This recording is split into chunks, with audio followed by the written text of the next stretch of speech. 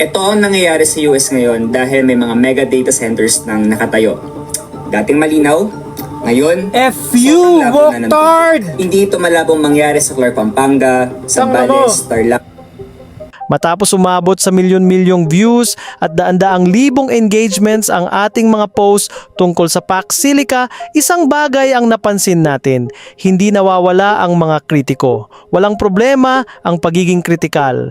Sa katunayan, kailangan iyon sa isang demokrasya. Ang problema ay kapag ang kritikal ay nakabase sa maling impormasyon, haka-haka o simpleng pagiging tamad mag-research. You know, I know this steak doesn't exist. I know that when I put it in my mouth, the Matrix is telling my brain that it is. Ignorance is bliss. Marami sa mga pinaka-viral na negatibong komento ang paulit-ulit na nagsasabing ang Pax Silica ay puro AI data centers lang daw na magiging pabigat sa power grid ng Pilipinas. Pero ang problema, hindi iyon ang sinasabi ng mismong plano. Maging ang BCDA ay paulit-ulit nang nagsasabing ang pangunahing layunin ng proyekto ay high-value advanced manufacturing, semiconductor-related industries, AI hardware ecosystem, at iba pang technology manufacturing na lilikha ng mas mataas na kalidad ng trabaho. Hindi simpleng pagtatayo lang ng data centers. So the Philippines just signed a document with the US. One side says hundreds and thousands of jobs, and yung kabila naman, sinasabi nila na binenta na naman daw tayo. Kaya bago tayo matakot, baka mas magandang basahin muna ang aktwal na plano kaysa Facebook comments. Isa sa mga madalas naming nabasang argumento ay mula sa Facebook user na si Danlevey Veloso Libaton.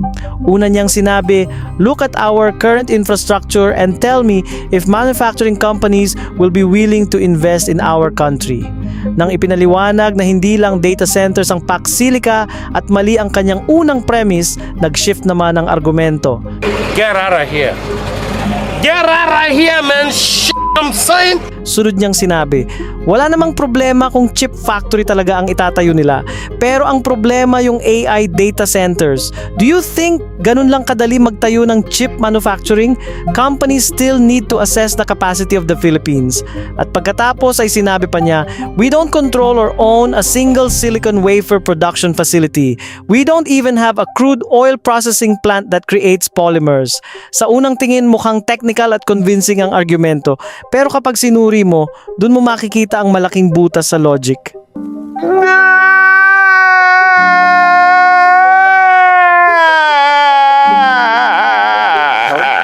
Ito ang tinatawag nating pagiging mamaru.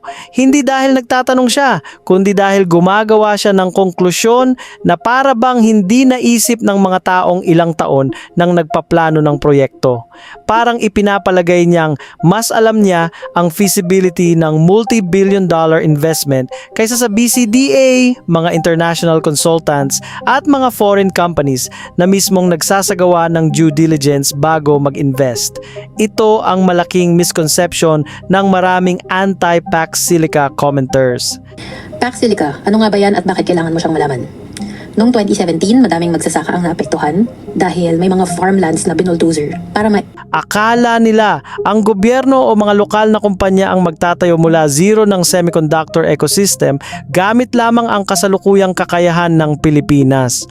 Hindi iyon ang modelo at hindi iyon ang plano. Ang Pax Silica ay hindi proyekto para pilitin ang Pilipinas gumawa ng sariling semiconductor industry overnight. Ibig sabihin, wala tayong lugi.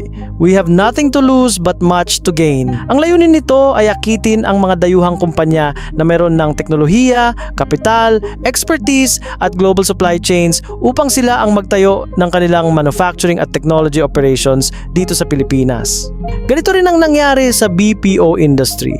Ganyan din ang ginawa ng China noong late 1970s and 80s. Hindi naman Pilipino ang nagtayo ng karamihan sa mga unang call centers. Hindi rin tayo ang may pinakamalalaking software companies noon. Ang ginawa ng gobyerno ay naghanda ng lupa, infrastruktura, incentives at regulasyon upang hikayatin ang mga multinational companies na mag-invest dito. Pagkatapos, unti-unting nagkaroon ng technology transfer, local expertise at daan-daang libong trabaho. Yan ang naging economic miracle ng Singapore na ginaya rin ni Deng Xiaoping ng China. Ayon kay Lee Kuan Yew noon, dahil salat sila sa natural resource, ang goal nila ay maging relevant sa Amerika, sa Europe at sa buong mundo. So you and I had a conversation once about a whole range of leaders, and you said to me, the man that you most admired of all the people you'd ever met was Deng Xiaoping. Yeah. That's what you told me. Yeah. Deng Xiaoping admired you too because he sent Chinese 30, 40,000 of them to Singapore to figure out what you were doing. Am I right? Yes. What was it you were doing that he wanted to see? He was astonished when he came for the first time in 1978. Kaya binuksan nila ang kanilang ekonomiya sa Amerika at iba pa. Then he found a Singapore which was contrary to what he was given in his brief. Yes. He found a prosperous, orderly society, everybody owning their own homes and with a job. So I said, how did you get there? I said, well, we educated our people and look at all these companies, Americans, Japanese, Europeans. They bring technology, they train our people, we learn how to do things. And because we are cheaper, after a while we become general managers and company managing directors. And we learn how to do that and we become suppliers to them. So he said, oh, you made use of capitalism to build a more egalitarian society. Everybody owns their own home. I will do the same. Yan din ang pangunahing konsepto ng Pax Silica. Ang BCDA ang naghahanda ng industrial hub sa New Clark City. Kasama rito ang pagpapalawak ng utilities at iba pang infrastructure, kabilang ang plano para sa malaking power capacity na kakailanganin ng industrial ecosystem. Pagkatapos nito, inaanyayahan ang mga foreign technology companies, semiconductor manufacturers, AI hardware firms at iba pang advanced manufacturers upang sila ang mag-invest at mag-operate dito sa ilalim ng batas ng Pilipinas. Hindi gobyerno ang gagawa ng chips, hindi rin inaasahang lokal na kumpanya ang bubuo ng buong industriya mula sa simula. Ang magdadala ng teknolohiya ay ang mismong mga kumpanyang mayroon na nito at may mga indikasyon ng may interes ang iba't ibang international firms. Ilang ulat ang nagsasabing mahigit 30 kumpanya na ang nagpahayag ng interes, habang ang mga kumpanyang mula sa Estados Unidos, Japan at South Korea ay kabilang sa mga tinitingnang potensyal na investors o kasalukuyang nagsasagawa ng feasibility studies.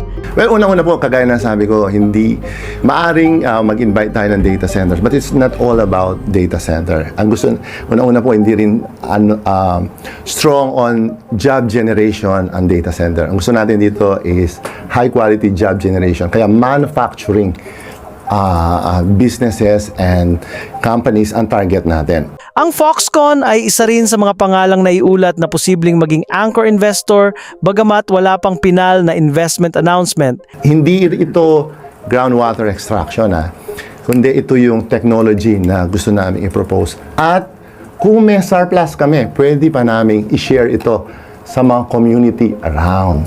So yun ang kaya nga po ang isa sa mga principles din namin ay yung inclusive, socially inclusive development.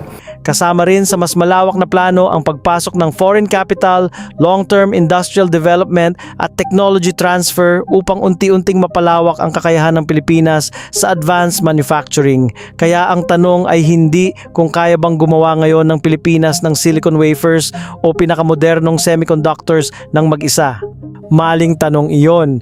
Ang tamang tanong ay, paano natin mahihikayat ang mga kumpanyang mayroon ng kakayahang iyon na mag-invest dito? At iyon mismo ang sinusubukang sagutin ng Pax Silica. Natural lang ang magtanong, natural lang ang maging mapanuri. Pero iba ang pagiging mapanuri sa pagiging mamaro. Talo! Sorry. Ang tunay na kritikal ay nagbabasa muna bago maghusga. Ang mamaru ay naghuhusga muna bago magbasa at mag-research. Sa usapin ng Pax Silica, maraming tanong ang dapat pang sagutin habang umuusad ang proyekto, kabilang ang eksaktong investment commitments, environmental safeguards, timelines at implementation. Mahalaga ang mahigpit na pagsusuri sa mga ito. Pero kung ang pundasyon ng kritisismo ay maling impormasyon tungkol sa mismong layunin ng proyekto, hindi na iyon matatawag na informed criticism. Isa na lamang itong opinyong kulang sa pananaliksik